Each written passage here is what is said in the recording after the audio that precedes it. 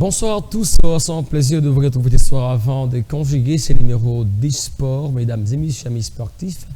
C'est un grand plaisir pour moi de vous retrouver afin de parler sport ce soir. Comme vous le savez, nous nous retrouvons ainsi donc chaque lundi, mercredi et vendredi afin de parler sport. Ce soir, nous sommes là afin de débattre sur la question liée à ces matchs qui va opposer demain. Du côté de Rabat au Maroc, la RDC face au Cameroun, le match qui compte ou bien qui entre dans les cadres de barrage pour la Coupe du Monde 2026. Vous le savez, parmi les 4 nations pour ces mondiales sur le plan africain, bien sûr, la RDC est parmi ce pays. Nous avons notamment le Gabon, l'RDC, le Cameroun ainsi que le Nigeria. Et demain, le Congo démocratique va jouer contre le Cameroun à 19h, heure de Kinshasa. Alors aujourd'hui, nous nous sommes entendus avec la grande équipe qui est ici au grand complet afin de vous servir, notamment réalisé par le ingénieur Omega Bazola à qui nous souhaitons prompt rétablissement, mais il est formulaire en train de vous servir. Également, nous sommes servis à la prise de vue par celui qu'on appelle Trésor Massiala, qui est là en train de vous servir, mesdames et messieurs, amis sportifs. Clin d'œil à tout le monde qui est bon ce soir. En tout cas, Boza et Belé. Les lots na koloba mingi na lingala parce que toko partager beaucoup benga biso bopesa ba pont de vie na bino par rapport à match à lobby au Kobeta bana Maroc entre la RDC et le Cameroun. Est-ce que Ponabino Léopard a gagné match wana ou a gagné té alors toko lango entre biso bakinois na Moki Mobimba et puis les Congolais bien sûr grâce à la chaîne YouTube Bakinois Balobi Télévision. Abonnez-vous massivement et contactez-nous afin de pronostiquer pour un match Oyo et Kobetama Lobby Nangunga à 19h entre la RDC et le Cameroun. En tout cas, Bobenga Bisso déjà a fait un copé ça. Il y a bino pronostic par rapport il y a match, il y a Lobby. Clin d'œil à tous les amis qui nous suivent, notamment à notre ami, notre cher frère Gelor Kwata depuis quelque part. Il est à la Kisiboye Kana Katie Kondabiso. Alors, Banambo Kanyoso Congo. En guise, il y a information Boye Bakedelo. Match Betamaki, na stade Père Raphaël de l'Artitude. Entre équipe, il y a AS Vita Club. Na équipe, il y a FC Les Aigles du Congo. Match équipe Bongo 1-0. Il y a Aigle du Congo contre Vert Club. Donc Vita Apoli. Bande quoi Vita? Équipe Bongaki. Équipe Zongeli. Mais ici, on a vu que Vert Club Apoli 1-0. Le but marqué à la 84 minutes par Kikwama, ancien de Vert Club. Joué à Kalavita, Nemutu à Tebongo, Biwana, puis à clouer Vita Club, à perdre match Wana, Menasuka, Bajemo comme avait Salema qui n'a match Wana, je crois que prochainement tu connais Bilili pour la commenter ce que toi Vita va poli, mais bah sali des ordres na stade parce que bah poli, est-ce que ça malamu? Un point d'interrogation. Alors, d'un côté, il y a Lubumbashi, puis Betaki, entre équipe, il y a AS Simba, il y a Kolosi, équipe, il y a coach Daouda Lupembe, Oyo, Salibongo, match nul, ambi partout, contre équipe, il y a Mazembe, donc AS Simba contre Mazembe, Bakebongo, ambi partout, Mazembe, depuis championnat Bandaki, Bazo Trébiché, mais du moins, comment est-ce qu'il va évoluer, mais pour l'instant, Mazembe, na AS Simba, Bakindaki Boye, ambi partout, les lots côté, il y a Lubumbashi. Autre match, Kaka Lelo Betamaki côté, il y a Kananga, na stade, il y a Jeune de Katoka, entre équipe, il y a Chinkunku, na équipe, il y a IS Panda. Donc déjà, na Sukawana, match Jalaki Boye 2-0 pour l'équipe Chinkunku. On va revenir avec le score final dans nos prochaines émissions sportives.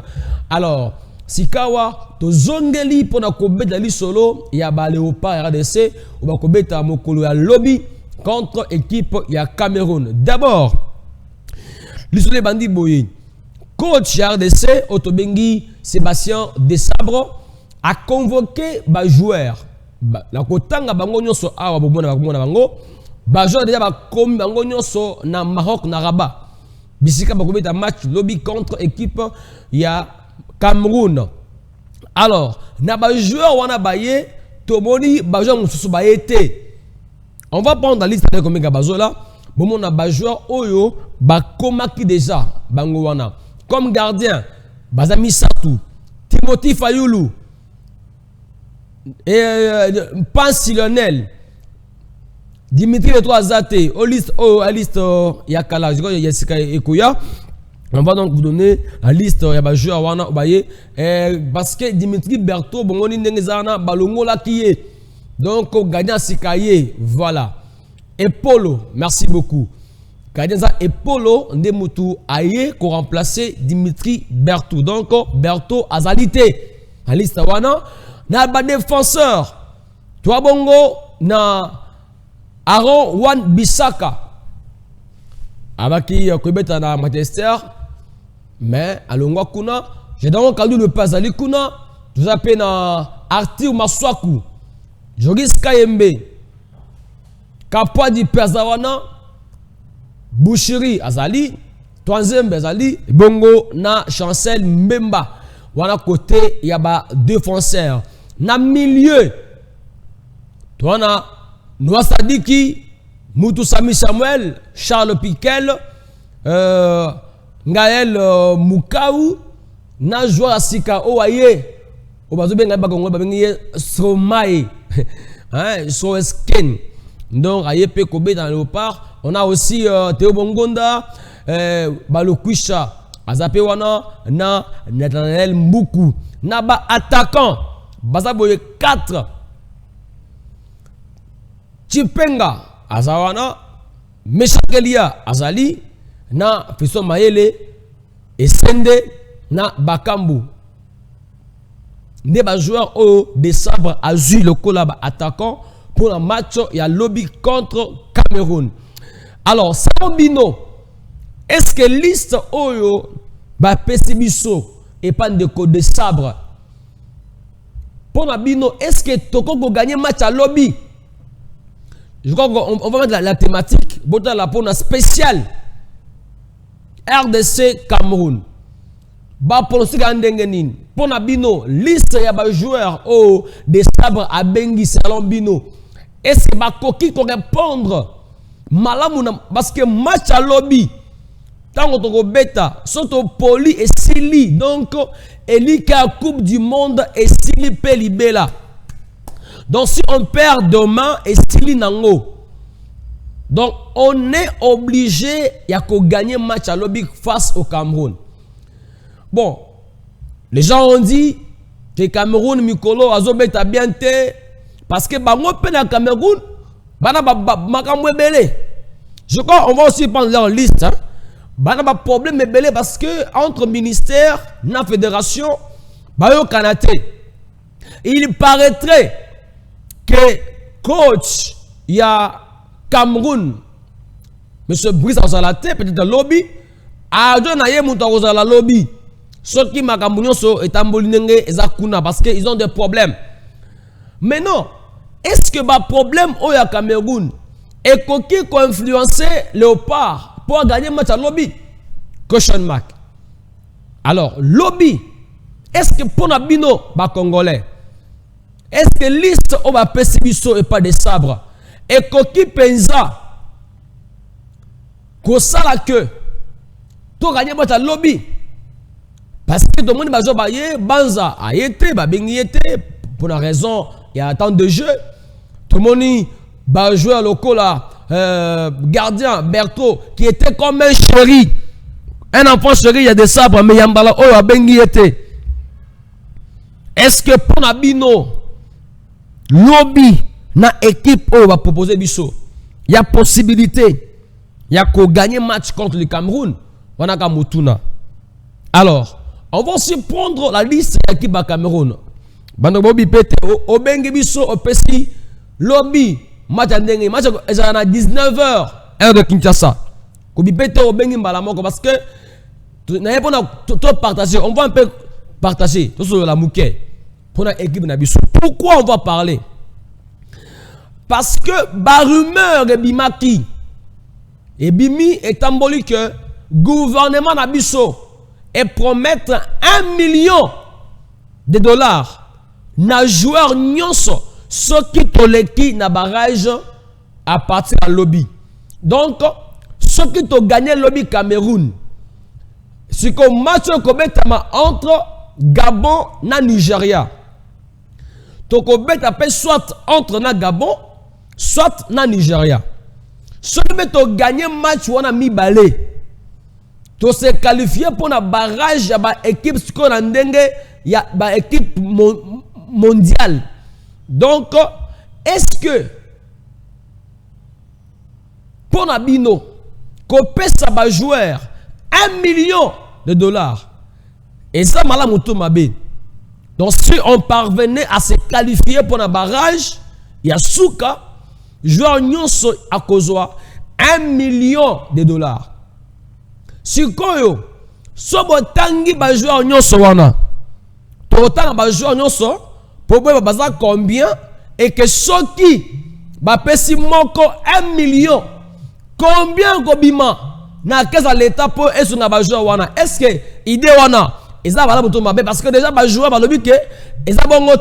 il faut faire qu'on fasse à démentir. Et puis, il faut démentir que ils ont le quota.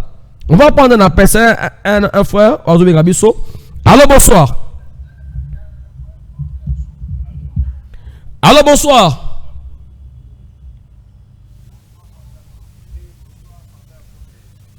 Ouais, ndeko galon kwata, to landio.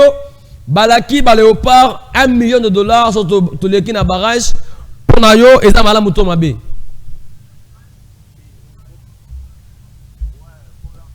Jouer 1 million de dollars et ça mala mon père ça mabe. Et ça mabe pour la ligne. 1 million de dollars non na joueur moi. So baza 32.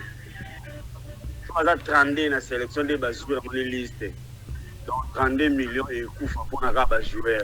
Ça côté staff technique, mais si on a 1 million, c'est que staff million sorti. Si on a staff 40 personnes qui, pardon, excusez-moi, qui commettent un Maroc. Donc on a 40 millions. Pourquoi vous en avez pas mentir? Voilà, ça va mentir, ça là. Bati que les joueurs va mettre la morale, va mettre en amour, il y a souci, on met la coupe du monde. Et non, il va mettre un souci à 1 million pour faire bango. On a pensé, il va mentir, Bati Kamo. C'est ça, merci.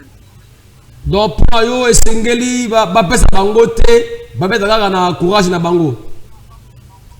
Ba joueur ba déjà na volonté ya kubeta balle. Bazala déjà na volonté ya kubeta balle depuis kala l'équipe nationale ya République démocratique du Congo.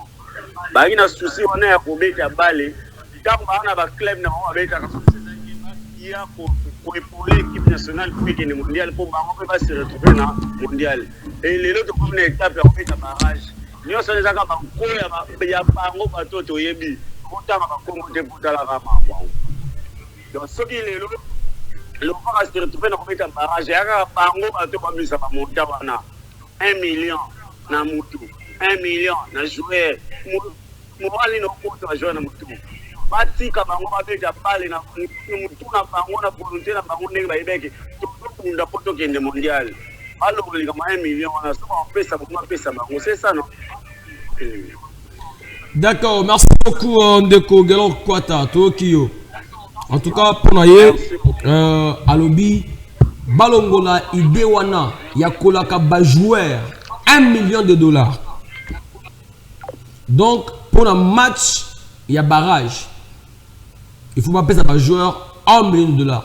Et puis, ceux qui va payer 1 million, cela veut dire que staff technique peut il faut ezwambongo wana. Ça veut dire entraîneur.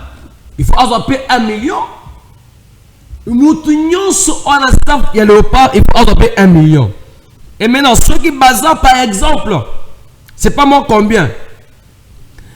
On prend un message. Entre Obengi kako pesi pour devenir yo d'abord, Olobi kambo 1 million. Pour na yo ba pesa bango toté. Si vous avez un Léopard 1 million, vous avez bango wana. Et ça, malamu, tout mabe.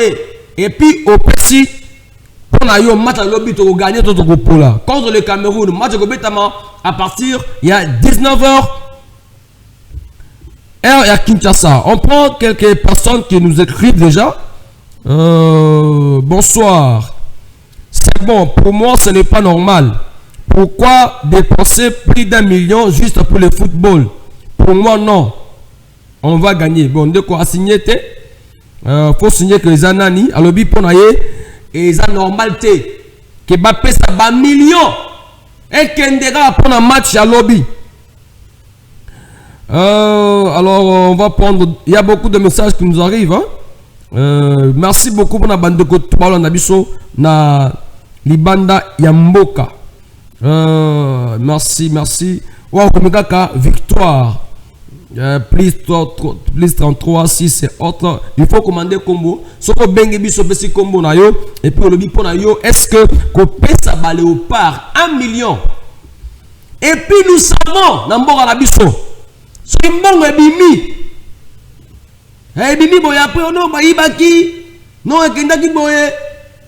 Yango na communiqué. Autour kotanga avant émission oyo. Ba léopard bango moko ba sengi na fekofa a démentir que makamwana eza lokuta. On sait pas. Bande en tout cas sport na biso, mboka na biso, musique na biso, il y a que des rumeurs.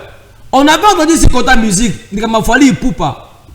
Non, il faut pas passer 1 million pour la conseiller à Stade de France. Ah ouais, 1 million quand on a mboko, il faut ebimara. Et puis ndeko Galo à lobby, ba joueur congolais ba betaka match, bazo betango na bolingo mboka. Pourquoi na batano sur la phase classique oh ba betaki? Toki savoir 1 million té. Est-ce qu'il fallait attendre les moments de barrage pour leur dire que non awa sikonde sengeli so boleki bokozwa 1 million? Est-ce que li kambu 1 million wana? Ils appellent malamu. Pour na bino 1 million et puis match à lobby et comme 19h à Kinshasa tu vas gagner tout poli et si tu l'ongwe. Donc demain si on ne gagne pas le match contre le Cameroun et si donc Coupe du Monde attendons 2030. Attendons tout cela 2028 de kuya kuna ndo beta mais ils a passe. Ndeko linga bakisali kambu. Allons Ndeko. Allô. Ouais, ninga boya. Ouais. Soki lobby par à Cameroun. Na donc joueur côté. Na staff pas na bango normal. Nga pour nga ministre kaka longwa na ye. Donc pour les lobby match à 19h, si 21h match aussi là. Donc les gars pour la IEP maman moi la lettre d'émission de moi parti la biso pour la mentir. Nana longwa ministre alongwa.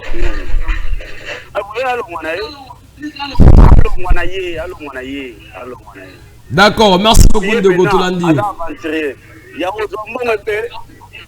y a na Barcelone. Si on appelle ça un joueur na phase classique, il y a phase de poule, mais les doit qualifier. Donc pour la 3 na 4 on a vu sur le Sénégal, mais ça la matin na RDC. Donc peut-être match passe na Belgique, match passe na Afrique du Sud. Il y a biscuit comme ça. Il y a une histoire wana. Kama mulimo apesa so akanda ba mekate. So ka le ba poli lobby, il est pas le mwana ye, to bona biso ye. Ngaka Congolais na boyi na kola ta drapeau mboka na ngate na maya misu, ya di tokote. En tout cas, merci beaucoup Ndeko Tokyo. Merci beaucoup. Oui, ça y est. Et puis mususu na wana bela mama Vita. Alors? Ouais, Vita où tu copola? Oui, ça. Vita Paulina Aigle. Oui, Vita Paulina Aigle. Vita, tu as vu depuis la saison, Vita bandi bien. Mais on ne peut pas condamner les joueurs, les joueurs, on ne peut pas condamner les joueurs. Tu vas condamner les joueurs, les joueurs vont la communauté. Staff pour les anacats, on a basé qui c'est bon à Nini. Comment jouer contre Silaki, lundi, à renouveler le contrat mardi na Boutou, pour jouer retenir pour un match américain. Et ça, la Wapi. Na yebité. Attends la Liga, total la Liga, Barcelone, Real. Je vais signer un contrat, je vais mettre la Liga. Et ça va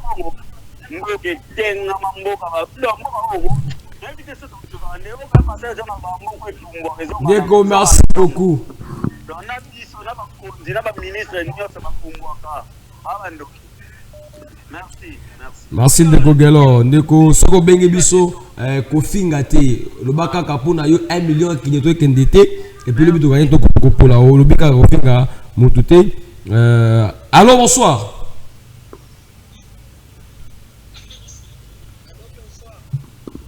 Bonsoir ndeko, comment on a Monanga Raymond Lubangi. Ndeko Raymond Lubangi. Ouais. Au bengi biso wat. Na bengi yo depuis Barumbu.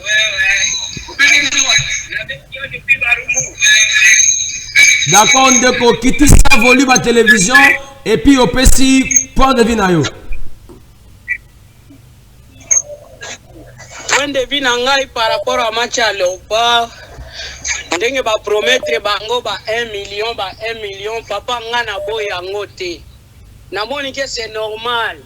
Na ba million nyonso batata oya ba 80 ans 90 ans bazo yiba na ba gouvernement oyo. Ezo kende wapi? Na bato oyo bazo muye mayo pona mboka. Moi je préfère encore ba pesa bango ba 1 million wana. Ke ya ba papa bazo yiba biso ba 40 millions, ba 70 millions, ba 100 millions, batata ba 90 ans, ba 80 ans. Je préfère encore mieux ba pesa bango ba 1 million wana pona ba joueur ba beta na courage pour que to se qualifier na mondial. Ça fait combien d'années to se qualifier kaka te? Totala ka baninga na ba télévision. Bo ya biso bazate.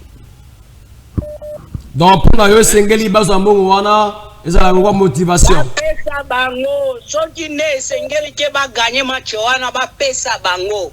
Ba efana na banque centrale ya pona ba individu ya IDPS ba na koyiba kango ndenge ba oyiba depuis 2019. D'accord, ndeko toyoki yo siko pona match à lobby. Obi ndenge nini? Pona match à lobby nga selon souhait na nga Léopard abeta na détermination pona asepelisa population na e. Ba beta te parce que ba prometaki bango 1 million mais si il s'agit à couper ça bango nga je fais partie des Congolais baza pour bazwa ba 1 million wana. Ke fana na banque centrale baba na koyi bango ndenge ba okabolaka wana. D'accord, merci ndeko depuis Barumbu toyoki makanisi na yo. Merci beaucoup. En tout cas, ndeko lobi pour ye eza malamu ba Léopard bazwa 1 million wana. On va prendre encore un appel, un ami qui nous appelle depuis quelque part. On dit allô, bonsoir. Oui, bonsoir ndeko, comment on a? Ouais, bonsoir, comment on a Jeff Nafani na Bibwa. Ouais, ndeko Jeff depuis Bibwa. On le bindenge nini 1 million ekenyeto ekendete. Na lobi boy. Oui, ndeko loba. Ba joueur na tant ba beta bale liboso apesa bango mbongo te.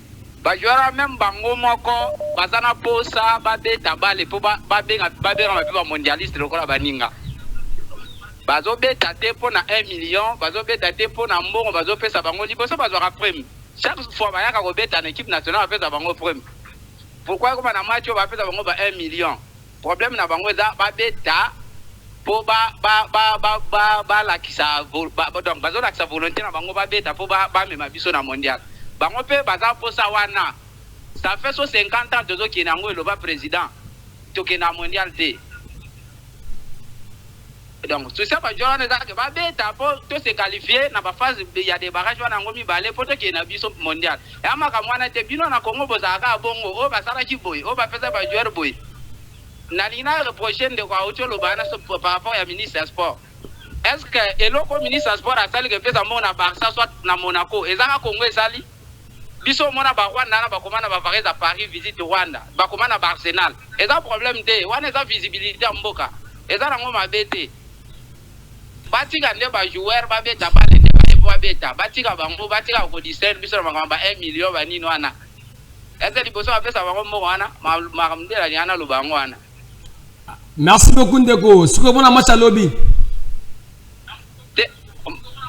Match à lobby to gagner na biso Cameroun. to gagné na biso ko malibala wana makamo biso to kwa kana o Cameroun na gagné biso mama ne zalate il faut ko malibala to gagné Cameroun lobby. D'accord, merci beaucoup Ndeko Tokyo, Ndeko Jeff, tout l'année makambo lobby. On va prendre encore un appel, c'est depuis la France. On prend allô, bonsoir.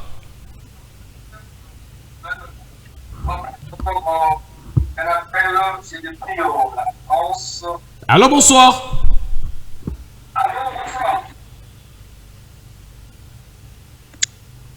Oui, allô? Oui, bonsoir. Ndeko, comment on a dit? Bonsoir. Nalingaki na loba. Hein? Papa, pesa comment on a yo? Comment on a François? Oui, papa François. Au bien, biso wat? Nabengi na en France. Ah, depuis France, papa, on le bin dengeni. Nabi, Ataba Yibaka. Ataba Yibaka. Franchement. Comment pouvez-vous concevoir pour kamata mbongo no pesa équipe moko na mboka moko songolo? Alors que na mboka na yo, une équipe n'a pas de moyen de se déplacer pour jouer dans son pays. Ataba Yibaka. Ataba Yibaka, bolingi te baloba. Mais tous des voleurs. Hein? Bolinga te baloba vérité, pourquoi? Comment pouvez-vous concevoir un ministre qui sort l'argent du pays pour aller subventionner une équipe étrangère alors qu'il y a Mokanaye, équipe européenne, une équipe Nakati Mboka, pas un moyen de transport. Mais wana balobi ke bazoteka image ya mboka. Quelle image? Quelle image pour Babi lokola Rwanda passe à la car, de ce fait banda bongo. Bon, Nico, vous copiez les autres, alors que chez vous, vous n'avez même pas la balabala. Moula Karasore et Petit, Stade Tondi. Hein? Vous n'avez pas honte? Alors, pour la likambu ya 1 million, papa, on le bin dengeni. Bino ba to diaspora kuna. Balongo la ministre Wanaza Soba. Olobi? Je pèse mes mots. Je pèse mes mots. Il y a 1 million. Vous parlez, au comment on parle que de millions. Mais là, il faut des centaines. Il n'y en a pas. Mais des millions, il y en a. Hein. On vole que des millions. Mais quand on demande qu'on dépense même 200 000, il n'y en a pas. Hein? Donnez-moi un résultat positif. Il y a ministre Napino Wana. Oyo Wana. Donnez-moi un exemple positif. Il y a Boudim. Un exemple positif. Morurak. Tangela Naboudi. Wana bande bolanda biso ba yo bunga za mituna te. Naza bien noté. Mais na tuni yo journaliste. Oyebite. Tanga kamo. Bon, tout le monde stade ya Matadi ba to ngango. Journaliste. Exemple positif moko ya ministre na bino. Wana fondé batu ya ministre baya ko lobela biso awa ba effet positif ya mandat ya ministre DJ Bodimbo wo lunya longa wana. Hein? Moko ebimate. Bata ministre basoba. Excusez-moi le terme, je ne sais pas des injures. Ouais, to finga te yon. On batala rapporter un résultat. Ba ministre, ministre na batu na ye.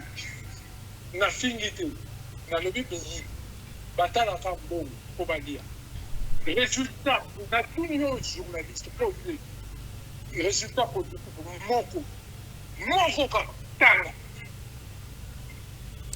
En tout cas, merci beaucoup papa depuis France Landio. Alors votre conclusion bande baza belé. Conclusion, pas même pas d'émission, l'institution. Il y a ministre. Ministre DJ Bodimbo, ba destitué. Ba Bah non, voilà, pas te situer, mais papa arrêter. Bah arrêtez.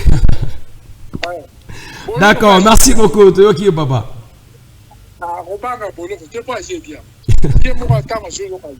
Merci. Merci papa pour l'andio. On va prendre notre ami qui nous appelle aussi au Bande Basé Bélé, Angela Singa. En tout cas, les Congolais, Siliki Makasi, Lobby, Léopard contre Cameroun. 1 million. Et que bonsoir.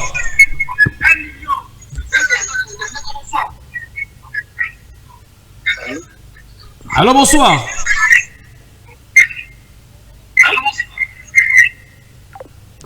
Ndeko qui sozo benga biso zala connecté na téléphone na yo pour tolanda ndenge sengeli ndeko gelo kwata merci beaucoup ndeko Alfred Ekofo Mokami Alfred Ekofo depuis la commune de Matete aussi parce qu'ils sont sur là-bas tout est son beauté. En tout cas il y a beaucoup d'amis qui nous appellent. En tout cas Léopard a robé dans le lobby na 19h de Kinshasa au bengi biso au PC pont de venir pour na makambo ya 1 million. Le Béli va démentir à Léopard. Et puis, lobby, tu vas gagner, selon you. On va prendre un appel encore au bout du fil. Allô, bonsoir. Oui, bonsoir, Ndeko Komonan. Oui, bonsoir, Ndeko Komonan. Allô. Oui, Ndeko, bonsoir. Allô. Bonsoir. Ndeko Komonan, Komonan.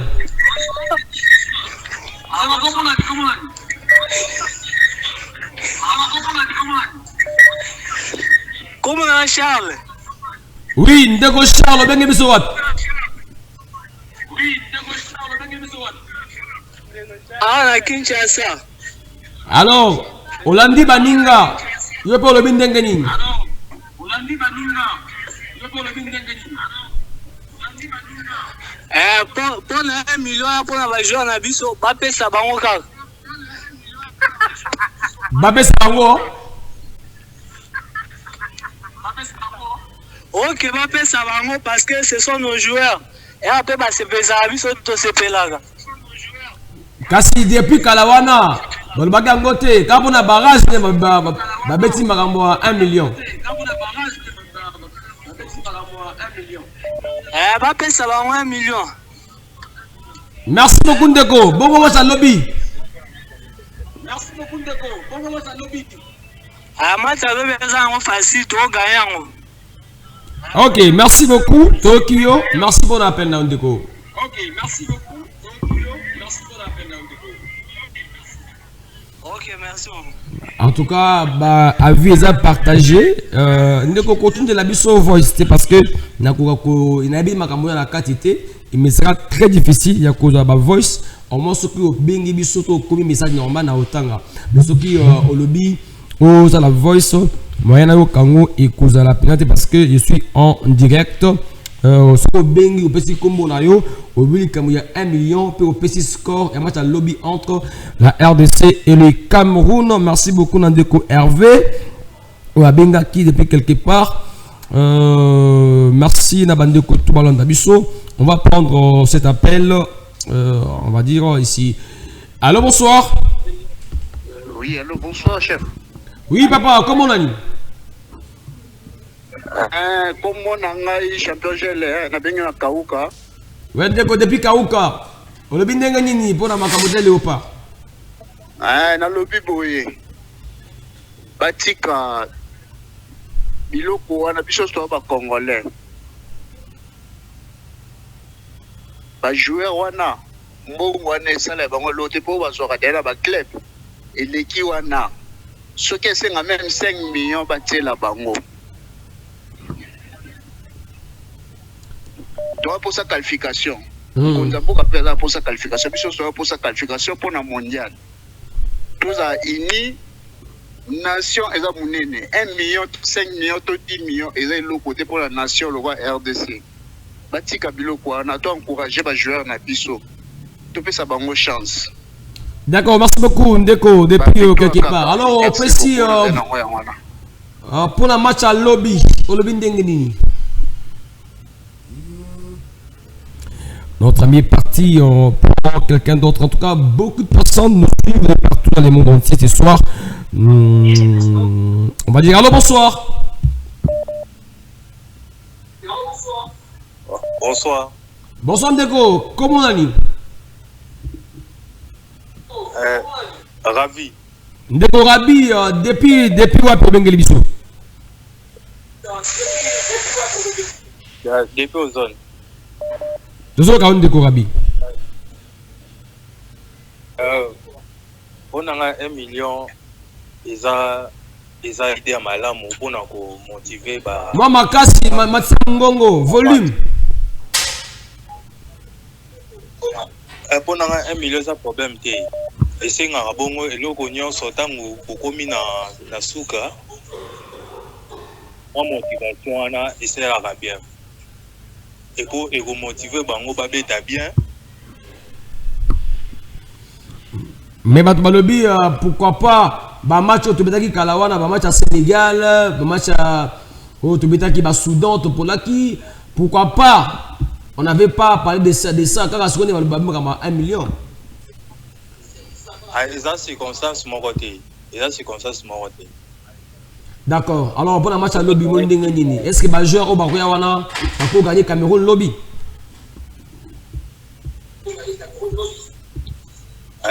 Le problème c'est que il faut gagner la biso, c'est motivation. Tu vas motiver bango 1 million, on va motiver entraîner après si bango moral. Na terrain na pour ça pas bien parce que babi qui était ba congolais ba hôtel la bango. D'accord, merci beaucoup Ndeko depuis aux Antilles Yokio. Bonne soirée. Ah, merci. On va prendre encore un appel.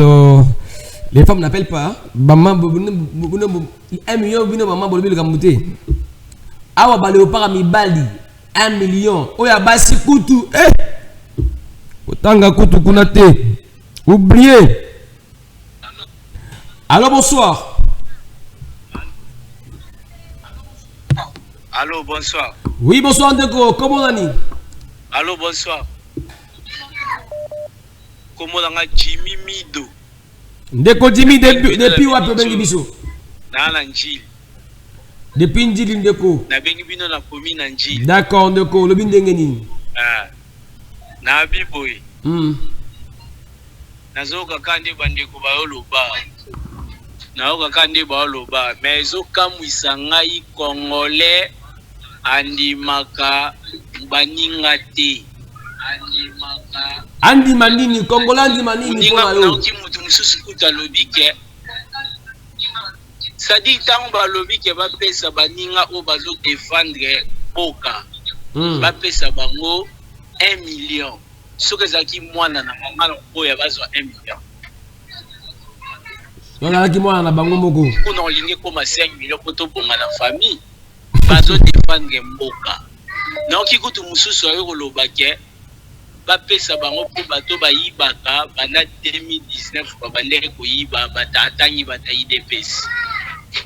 Est-ce que moyibi na mboko ebandi na 2019 yenda ekisasa na 2019 to Congo mais moyibi awa eza lokola lolenge ya bato ba mesana na kimoyibi. Mais alobi bongo devant pour la décourager ba voleur wana ba détourneur en bon à l'état. Au capacité. Alors pour aller lobi ndenge ni. Pona ngai ba pesa bango mbongo kutela mukie. Eza mukie 1 million. So baza 40 ba joueur, staff technique, entraîneur tout. Donc au moment ba 40 millions de septembre non. Ba bando zo chaque fin du mois té. Ba zo kaka prime ya match. Match wana iribeta ma 3 fois té zaka mbala moko.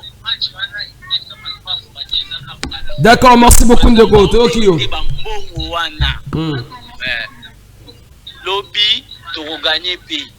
Mais souci nange zalaki tozana biso tozaka problème en bongo té. Problème ya ba ancien joueur nde mutelanda ka biso. Nde landa ka biso. Bon, ces joueurs problème ils fallait basani nini? Oui, grand problème. Ils ont fait quoi? Basani ba joueur wana, basani wana. problème eza ya bamaloba biso sport na biso na kati ya mboka ezalaka problème ya maloba nde elandaka biso nde ezongisaka biso zero nde epanzaka ekipe.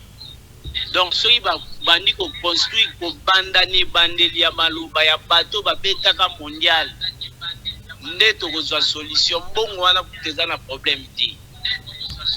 D'accord, merci beaucoup Ndeko Toyokio. Bayebi makambo oyo oza journaliste bon makambo lobeze ebele eza TV zakata mais yebisa moto otoloba ke moyibe bandi na 2019 abosani moyibe banda déjà ka. Allô Ndeko Hervé Ozongeli, bonsoir. Bonsoir. Wandeko, au vaccine. Allô? Oui Ndeko, au vaccine. Allô? Allô Ndeko, Toyokio. Bonsoir Ndeko. Wandeko, comment on a? Comment on a Hervé? Wandeko Hervé. Hervé Obengi biso wapi? Allô? Ndeko Hervé aux en direct. Nabi boye ngapona ngai. Omoni ba 1 million wana bazotie belé wana. Eza bakoki otia ngobo babongisela ata batu banda ku ekweli batu na delo. Tala no peuple les autres souffrir mais bazo 1 million pour na moko. Est-ce que match on a pina ba gagner ngo? Mais balobeza motivation pour bakende mondial Ndeko. Non. Motivation c'est ngwana parce que so taille ba confrontation sur na Cameroun. Nyon solo to pola. Le bien c'est tu as dans assurance moroté que et match on to gagner ngo. Ah Ndeko to pona yo to pola. Donc pour la biso wana so na bazo sala rara eza donc bazo profiter moi et lo mo ba yiba na sima ya ba joueur donc bazo lingande ba yiba na sima ba joueur et pourtant que awa na Kinshasa ba souffrir makasi tala mbula mukelelo mbula ka do banda ilangesila mbula lelo long batu ba leli fort. Merci beaucoup Ndeko Hervé Tokyo. Beaucoup d'appels, on va finir dans quelques minutes. Allô, bonsoir. Allô. Oui, bonsoir. Toujours dans Ndeko. Bonsoir. Nabi Ouais. Ndeko ezangai Jimmy Mido. Nazoka mwa bandeko oyebi on favoriser bango eza lokwa yonde journaliste on favoriser ki mutema mabe et continuer. Te zanga te Ndeko. Mutu na mutu za libre après sa point de vue na ye ngana favoriser mutu te. Ngana zana kati ngana tunde motuna. Okoki tozana makambo ebele fo kutu yo loba metangu yo tie au moins te mbatu mususu ngai na lobaki tokozolola entre bino na ngai. Ça ba point de vue na bino chacun est libre. Nous sommes dans un pays démocratique, chacun faut pas sa point de vue na ye librement. C'est pas que ngana zo encourager ba mususu. Démocratie yoka na biso yoka démocratie o yoke nango. Biso to bongaki tozala pays démocratie te parce que mutu nyonso tanga zoloba tokozwa solution te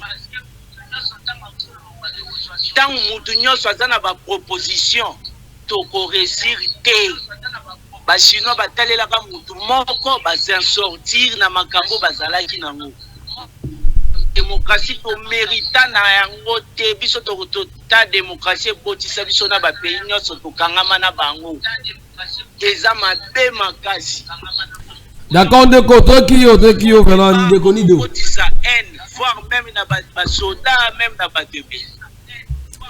Merci beaucoup Ndeko. Merci beaucoup Tokyo Ndeko Mido en tout cas. Je suis presque à la fin de l'émission en tout cas sur Bengi Biso dans un peu bref pour couper sa pont de Vinayo pour poursuivre sa émission on a vu sur pourquoi Lelo. Entre-temps, je signale que beaucoup qui peut couler dans l'émission il y a vendredi à partir il y a 17h50 nous serons là encore afin de passer ces moments ensemble avec vous et vous communiquer sportivement Ndenge et Sengeli. Merci beaucoup na bande kutu ba bengi biso na ba komi pour na bande batindi ba voice na bangoto message vocal moyena tanga ngozate parce que na ibi contenu En tout cas, comme les direct, je ne peux pas quand même me permettre que vos nabino parce que Nakati au Bolobi n'a quitté. Mais du moins, retenez que demain le match est prévu à partir de 17h. Je parle de 19h. Heure de Kinshasa. Il sera donc 20h, 21h, côté Soumisek, Kinshasa, il sera à 19h. Le temps pour moi ici de souhaiter un heureux anniversaire au prophète Samuel Ngaï. Le prophète Samuel Ngaï, nous vous souhaitons un heureux anniversaire. Que Dieu vous protège et vous bénisse abondamment et vivez longtemps sur la terre, cher prophète Patrick Samuel Ngaï. Donc, prophète Patrick Samuel Ngaï, Moutama et Lam, on dit Tchoulouba, Dile Duba Dumpa, on dit Kouzaliboa Kouzouri. Alors, merci beaucoup, Ndeko. Bonsoir, Benga Kibiso, merci Ndeko Gelor Kwata. Merci la sœur Eville Moulolo. Merci depuis qui part dans suivi également. Elle qui nous invite également à un bras spécial en décembre, donc la nuit d'orientation, d'adoration et des puissances. Merci, on sera là le jeudi 4 décembre. Avec la sœur Eville Moulolo. En tout cas, nous sommes de cœur avec vous. Très bientôt, je vous retrouve pour une émission spéciale où on va parler religion, une émission où on va annoncer la bonne nouvelle. Mais pour aujourd'hui, c'était pour d'abord l'espace sportif. En tout cas, retenez que le lobby de Kobeta contre Cameroun à partir il y a 19h de Kinshasa. Les lots pour avoir résultat de match, Vita Apoli 1-0 contre Aigle du Congo, Mazembe, Nassimba, c'est-à-dire Ambé partout. Donc, bon, on a match Kurandama. Des programmes à partir de lobby, pour qu'on bêta bilogo, il y a sport, clin d'œil à ce qu'on appelle Evodi Tchala, la fraîcheur, depuis quelque part où elle nous écoute également la famille Tchala, qui nous a suivi ce soir, la grande Thérèse Tibangou. Papa Junior Tibangou, Madame Jennifer Kambaya et Monsieur Ozzy Black Kambaya et le bébé Maël. Bonsoir à vous tous. Alors, grand merci à celui qu'on appelle Omega Bazola, Luka Modric, match. Lucas qui tente de mettre la réduction finale, également la prise de vue qui était l'œuvre de Trésor Massiala. Merci également à Francis Archibald Bofumbo. Depuis quelque part, il nous a également suivi aussi à la coordination de laquelle Moudi Congo. Je me nomme Johnny Faveur Condé. Je vous retrouve le vendredi pour le sport. Bonne soirée chez vous. Au revoir.